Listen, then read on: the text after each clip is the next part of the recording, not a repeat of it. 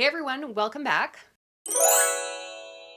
In today's video, we are going to be looking at 26 books that I would like to get to in 2026. I will have the timestamps down below broken up into different categories for you. So there's going to be some nonfiction, some lit fics, some sci-fi. It's going to be mostly sci-fi and fantasy, as you might imagine on this channel. But these are all books that have been on my physical TBR, at least for all of 2025, maybe from 2024, maybe even earlier than that, and that I just haven't had a chance to get to yet. So I thought that we would do a 26 in 2026 video today, which by no means is a binding list. It's just a goals list. It's a goals list of things that I would like to get to next year. Now, in 2025, at the time that I'm recording this video, I have read 137 books. It'll probably be 140 by this weekend because I have 3 books that I'm nearing the end of. And I really think that if I can keep up with the same amount of books for next year, I probably should be able to get through all 26 of these. So let us see what they are in no particular order, starting with the sci-fi books.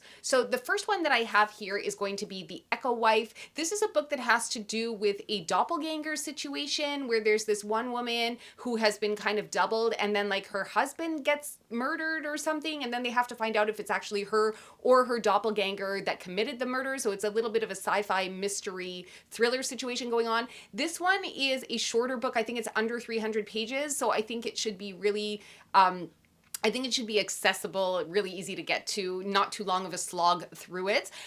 You might notice, just as a spoiler in the background, I did not take out The Fury of the Gods, okay? So we're not going to talk about that. But, but this one is going to be one that's definitely on the list. The next one that I would like to get to in 2026 is Children of Time by Adrian Tchaikovsky. I know very little about this book aside from the fact that it has to do with what can happen when genes are sort of not naturally selected, or they're kind of pushed in one way and don't develop naturally, and then it comes to this planet where it's like not actually humans that run it, it's more spiders. So I think it's kind of an interesting premise. I know that Fina did a video recently as a collaboration with a bunch of other booktubers, I'll link it down below, where they did sort of an in-depth read and talk about this book. But I've read Tchaikovsky before. I already know that while he's a bit slow-paced, I do like the writing, and I know that there's a few sequels of this book, and I think that it's high time that I kind of join the party. And I think that that's going to be more or less the theme for a lot of the books you're going to see in this video, because as I've mentioned in the past, I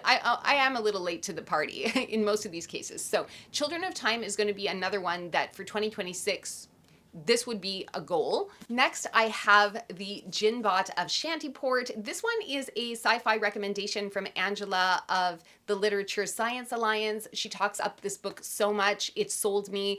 I think it's a retelling, like a sci-fi modern day retelling of the Aladdin tale. So if that's the case, I really want to get to it because I'm trying to read more sci-fi. I'm trying to read more sci-fi and mystery thrillers, but I think for next year it's going to be leaning a little more towards sci-fi, as you guys will see. And I like a fairy tale retelling. You guys know this, you know this. So I want to check this one out, and I believe there is also a sequel that comes after this one. So I could be wrong, but I think there is. Anyway, Jinbot of Shantyport is going to be one that I want to check out as well. And along the lines of sci-fi mystery thriller, we have The Spare Man. Now, as I believe, this is a couple that goes on their honeymoon and someone gets murdered, and I think her husband or her newly wedded husband is to blame, and the lady on the cover has to kind of solve the mystery and prove her husband's innocence. So it's kind of just a fun space tale taking place on another planet. But I mean, if we're honest, it's really the cover. It's the cover that's selling me on this one. So it was a cover by more than like the story, but I think this is one that I do definitely want to get to in 2026 for sure. Next, I want to get to John Marr's The One. So if you have been here for the last video or the one before this, because I don't know which order these videos are going to come out, I talked about picking up The Marriage Act, which is the second in this series. Now, as I understand, this one has to do with being matched with your forever mate, having to do with like having your blood drawn, and they can sort of detect by science who your ideal mate is or something along those lines. Anyway, this one came recommended by Fina Reads, and I didn't have a chance to get to it this year in 2025, so it will be on the to be read goals list for next year. Another sci-fi book for next year is going to be The Other Valley. This one came recommended by Olive of Olive's Book Nook. I think I will link all these channels down below if I am mentioning them. And this one has has to do with a valley. I want to say that it's in France, although I could be completely making that up. But for some reason, I thought that it was in France. And it's the society that lives in a valley between two, I guess, mountain passes. And it's kind of a magical society in the sense that if you go towards one edge of the valley, it takes you forward 20 years. And if you go towards the other edge of the valley, it takes you in the past 20 years.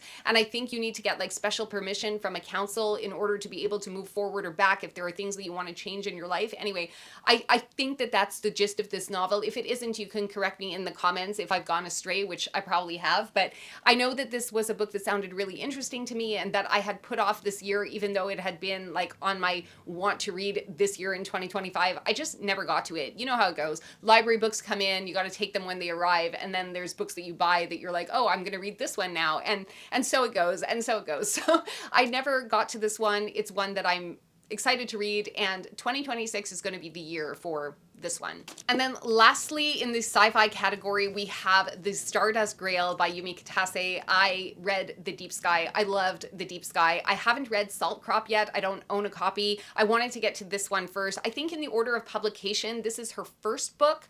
So I'm hoping it's going to be a little bit like The Deep Sky. I'm hoping it's going to be a murder mystery space opera sort of situation, but I actually don't know anything about this book, only that I just like the author's writing because I didn't find it too tech heavy in terms of the sci-fi elements. And yeah, I mean, read female authors, right? So 2026 will be the year for The Stardust Grail, I'm hoping. Now, I did say that that was the last sci-fi, but it's actually not. I mean, it is and it isn't because we have a genre crossover here. The next book is going to be Whalefall, and this one is a sci-fi horror genre blend. I just, you know, it's the cover. Honestly, it's the cover. I've had this book for months now. I know that it's kind of making its way around the bookish community. People are picking it up, talking about it, but I have never really seen any popularity for this book. I think the last person to review this book or that I saw picking it up on BookTube was by Emily of Books with Emily Fox. I know she read it, I want to say in like September or October of this year. But I've had this book sitting around since like, I want to say July. So, I haven't read it. I picked it up in one of Book Outlet's $7.99 fiction sales, and it's just kind of been sitting around because I haven't really been in like a horror mood. Horror in 2025, if you've been around since for a while, you'll probably know that I'm struggling with horror. I'm struggling to find the types of horror books that really fit me and my personality and what I'm looking for. So I'm hoping that maybe this one will kind of do it. You guys know that I'm always up for your horror recommendations. I did try The Beast You Are by Paul Tremblay. I found out only that's a short story collection, and I already know that I like Paul Tremblay's writing, but I couldn't continue in that short story collection because it referenced a head full of ghosts, and I didn't want to ruin the story for myself before having read it. So I guess unofficially A Head Full of Ghosts would also go on this list, but I didn't pull it out in the books that I have like off here to the side for you guys. But yeah, so I'm trying to find my horror niche. I'm hoping that this one will do it, but the cover, you guys, the cover is stunning. You have to agree. Anyway, so there's Whalefall. Next, we are going to go to nonfiction. I have one pick for 2026 that I would like to read, and that is going to be Educated. The book is in a dire strait, okay? I picked this up at a secondhand bookstore for $1. It's got all this water damage, but I had taken it out from the library a couple of times this year on a couple of different occasions. I never got around to reading it. I couldn't find an audio copy. So when I found it for $1, I bought it. It's been sitting around ever since. I think it's been at this point like couple of months now. I'm recording this video, by the way, in the middle of November, but you guys are only going to see this in December, which is fine because it doesn't really make a difference. It's not going to change anything. None of these books I will get to by the end of the year. Don't you worry. So I would like to get to this one in 2026. I hear it's fantastic. Then I have something in the thriller category for you, and it is Falling by TJ Newman. Now, this is the only of her 3 books that I haven't yet read, and I have actually honestly been putting it off. And the reason that I've been putting it off is not why you might think someone would put off reading a book. Now, I have loved TJ Newman's other books. This is the first of the 3, and I read them in order 3, 2, 1 instead of orders 1, 2, 3. Like, this is the first one that she published. I read Drowning, which is The Rescue of Flight 1421, and I read worst case scenario, which is about an airplane that flies into or crashes into a nuclear power plant in a very small town. And I have loved and rated 5 stars each of TJ Newman's books that I have read. Now, why have I been putting off reading Falling? I'm glad you asked. It is because she doesn't have any other books forthcoming. And I am afraid that when I read this book and I inevitably rate it 5 stars, I'm going to be sad for a very, very long time until she has another book out. Whereas like, if this book is sitting on my shelf unread, I could always go to TJ Newman. I'm obsessed with her books. I love her books. I talk about them all the time. She's so creative. She's so harsh and cruel to her main characters. She makes them go through like unbelievable, painful situations, moral dilemmas, and things just like wrap up really nicely in the end, and they wrap up the right way, in my opinion. I always find her books like a very satisfying read, but I'm talking about her as if she's got like 16 books out, and she doesn't. More's the pity. She only has 3 books out, and this is the last one that I am still able to read. So I have been putting it off, but I feel like 2026, maybe in November or December, I will pick this one up. I'm going to hang on to it a little bit longer. I want to see if she's going to come out with more. I hear that some of her books have been picked up for movies. I don't know if they're going to actually make it into fruition. We'll see. You know how movie production goes, but I think her books are fantastic. And if I could crow about any of the books on this list, I already know that this one is going to be a 5-star for me. So I want to read it, but I'm like also putting it off. Next, we're going to get into some fantasy books, the first of which I know there's some of you that are going to be really happy that are watching. It's going to be The House in the Cerulean Sea. This one also cost me $1. I think I just want to read it. I'm not like super into cozy fantasy, as you guys know. I think it really depends on the author. I work very well with T. Kingfisher, and we're going to have some T. Kingfisher on this list as well. And I do like her books, but I'm open to other authors, other cozy fantasy authors. I feel like this one might do it for me. I hear a lot about this book. I'm not gonna lie though, I love the cover. The cover is what sold me more than anything else. It feels sort of like Plastic Beach to me a little bit. If you guys are Gorillaz fans, I'm getting that kind of vibe. So yeah, I'm gonna try this one. It came recommended by one of my viewers, Angela. Hey girl, I'm gonna get to it. I'm gonna get to it. 2026 will be the year. The next book I want to get to in 2026 in the fantasy category is going to be Jade City by Fonda Lee. I have no experience of this author. All I know about this is that it's an epic Asian-inspired fantasy series, and I already know that I'm screwed because they've changed the cover. They've come out with new paperback covers for this series, so if I do like the series and end up buying the other ones, I don't think I'm going to be able to get covers that match, which is my fault because I should have read this book way earlier and I didn't. So that's something that in 2026 I would like to get to, but it is a chonker. It is a chonker. It's a little under 500 pages. It's a lot to commit to. I do have some other series that I kind of have to finish. Don't look over here, you guys, okay? We're not even talking about that. Do have some other series that I need to finish, but I feel like I could put off reading The Fury of the Gods and like read this instead. Next, I want to read some more Kelly Barnhill. This is When Women Were Dragons. This one I bought actually at an indie bookstore. I got a little bit of a discount because there was a damage. Like, I don't know if you guys can see, but the cover is missing. I still ended up paying, I think, $21 for this instead of like the 24 or something that it, was on the cover price. But yeah, I like Kelly Barnhill. I read The Crane Husband. I had a really good time with that. I just finished reading this month The Girl Who Drank the Moon. Had a good time with that. I like her adult writing better than I like her middle grade stuff. I think it's probably just because I'm sort of outgrown of middle grade, even though I think it's good to have a palate cleanser every once in a while. It's not really my preferred genre of books to read. I have heard really good things about this one. It's about dragons that kind of disappear, or a society where women sort of grow up and then disappear on their daughters because they became dragons or become dragons. That's as far as I know about this one. If you know more, we can discuss it in the comments, but I would like to get to it in 2026. Another one that I have been talking about for months and months and months on this channel that I have just not been able to get to in 2025 is The West Passage, which has great reviews, a great cover. It's a genre blend of fantasy. I think it's a debut from this author. It's been around for a couple of years, and that's pretty much all I know about it. I'm going into it a little blind. It just looks like a time. It looks like a time. I have been talking about it, haven't gotten around to it, so maybe 2026 will be the year that it gets done. Another booktube darling that I haven't made it around to yet is The Invisible Life of Addie LaRue. Again, many booktubers have read it. It's been sitting on my shelf for so long. I don't really need to say much more about it. All I know is that it's a girl who is invisible to most people until she meets somebody who can see her for whatever reason, and then maybe she's not so invisible anymore. I want to say it's a coming of age story. It could be. I don't really know much more about it, but it has been sitting on my bookshelf for a while, and I think it's high time. It's high time that I get around to it. Next on this list is the second in a series, Assassin of Reality by Marina and Sergei Dyachenko. This is the second in the Vita Nostra series. There is a third one, which I think is School of Shards or something along those lines, which has just been translated from Russian into English. So I had a time with Vita Nostra. I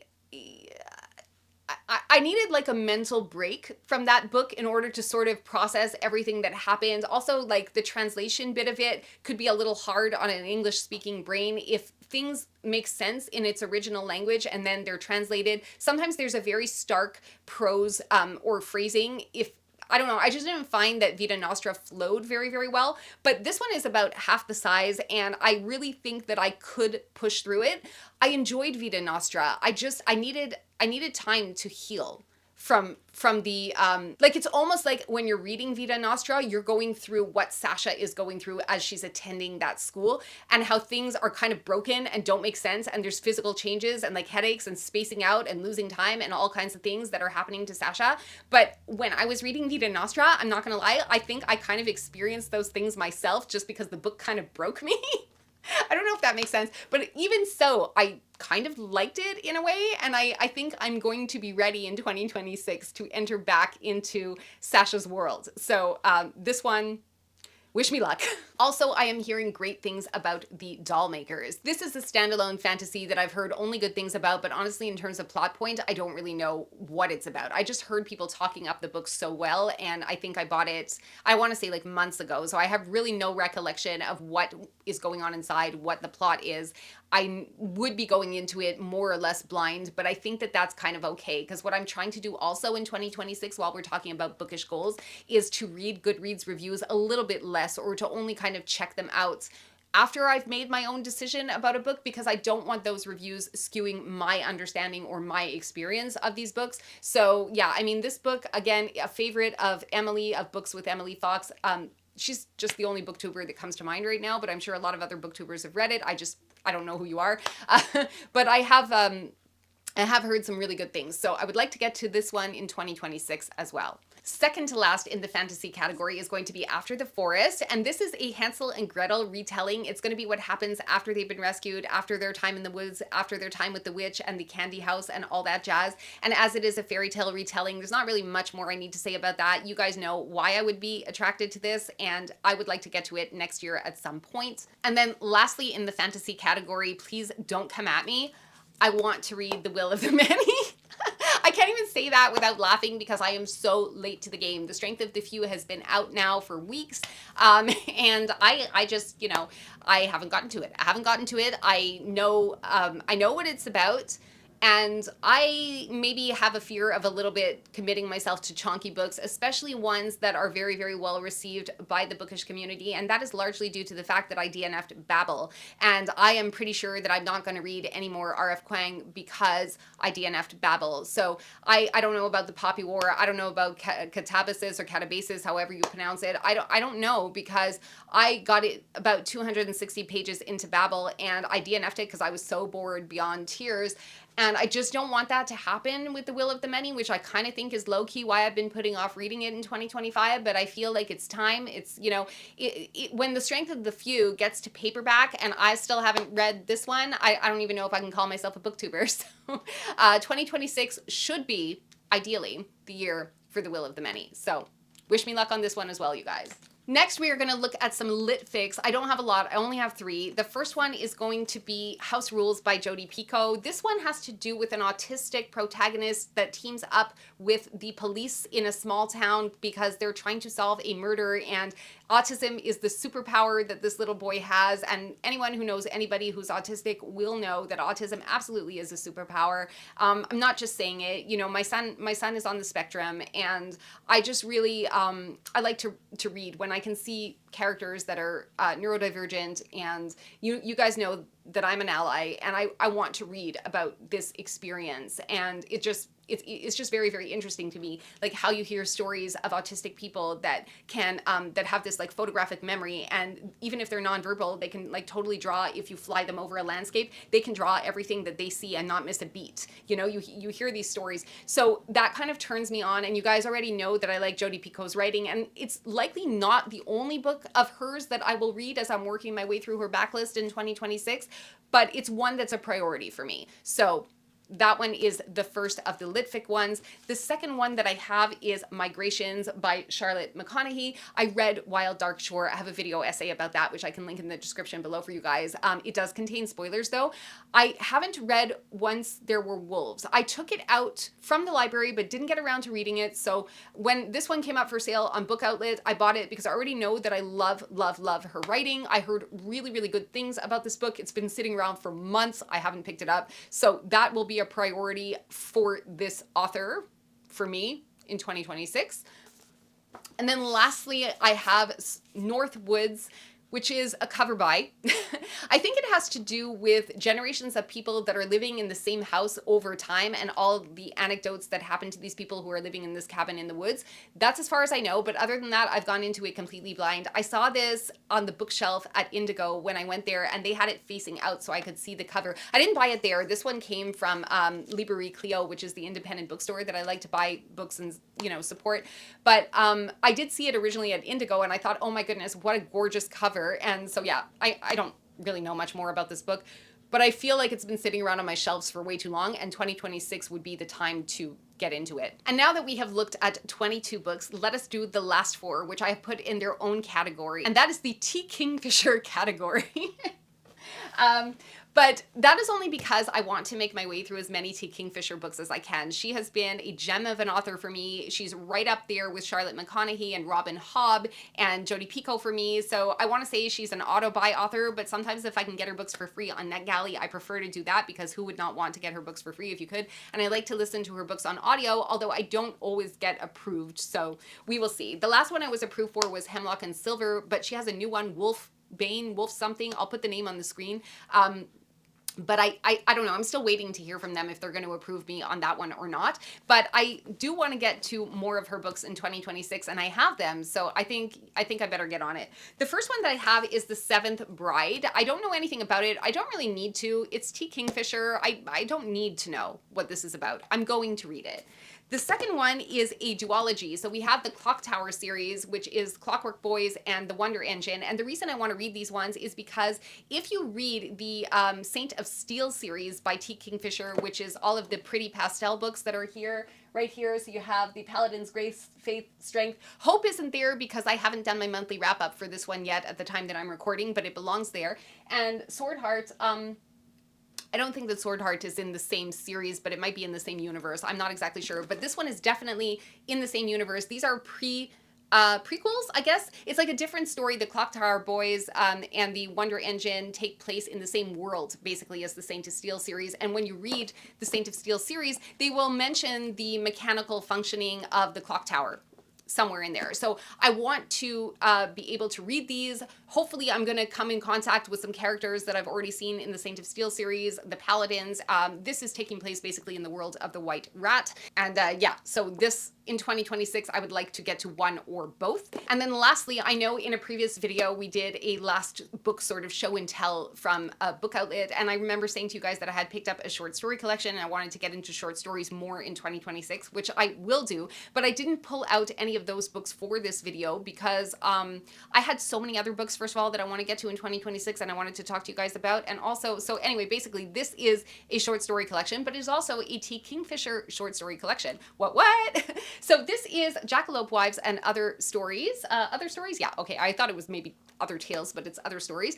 And it is short stories by T. Kingfisher. So again, I am super excited to read this one. It's the only short story collection that I have on this list, but I'm sure that I will be getting to many other short stories throughout the year, interspersed with all my library loans and my audiobooks, etc., etc. So that is going to bring us to the end of today's video. I hope you guys had a great time. Let me know in the comments if you have read any of the books that I've shown you in this video, which ones you think I should get to first. I'd love to interact with you guys. If you check the links in the description down below, you will see links to purchase on Amazon. It's an affiliate link. It does help support the channel. If you click on the link and purchase through that link, it doesn't cost you anything extra. Also, if you guys want to check out Book Outlet, where I bought a lot of these books, you can get a $5 off coupon if you go through my link, and that again also really helps out the channel. Don't forget to let me know in the comments which books you want to be reading in 2026. Let me know if we have any of those books in common. Thanks so much for being here again, and I will see you again in the next video. Ciao for now.